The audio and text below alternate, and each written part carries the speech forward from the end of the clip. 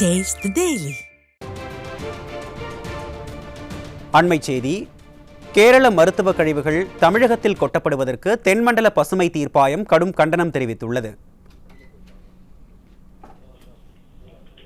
இது குறித்த கூடுதல் விவரங்களை நமது தலைமை செய்தியாளர் ஜெயக்குமார் வழங்க கேட்கலாம். வணக்கம் ஜெயக்குமார், விவரங்களை பதிவு பண்ணுங்க. வணக்கம் அருண். கேரள மருத்துவ கழிவுகள் தமிழகத்தில் கொட்டப்படுவதற்கு தென்மண்டல பசுமை தீர்ப்பாயம் கடும் கண்டனம் தெரிவித்திருக்கிறது. தமிழ்நாட்டில் கொட்டப்படக்கூடிய மருத்துவ கழிவுகளை அகற்றுவதற்கான செலவுகளை கேரள மாசு கட்டுப்பாட்டு வாரியத்திடம் வசூலிக்க தமிழ்நாடு மாசு கட்டுப்பாட்டு வாரியத்திற்கு உத்தரவிட்டுள்ளது.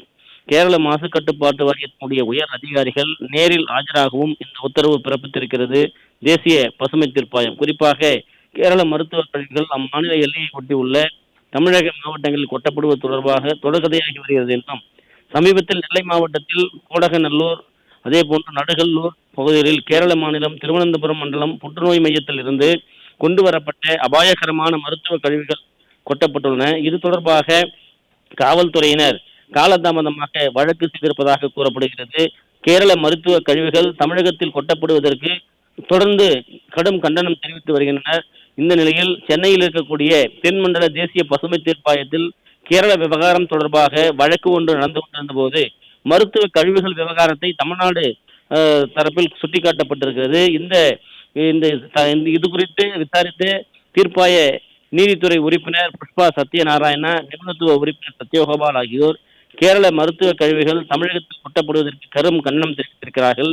கேரள மருத்துவ கழிவு முறைப்படி அகற்றவும் தேவையான வசதிகளை மேற்கொள்ளாமல் ஏன் மருத்துவமனைகளுக்கு அணுகி அனுமதி வழங்க வேண்டும் என்று கேரள அரசுக்கு கேள்வி எழுப்பியிருக்கிறார்கள்.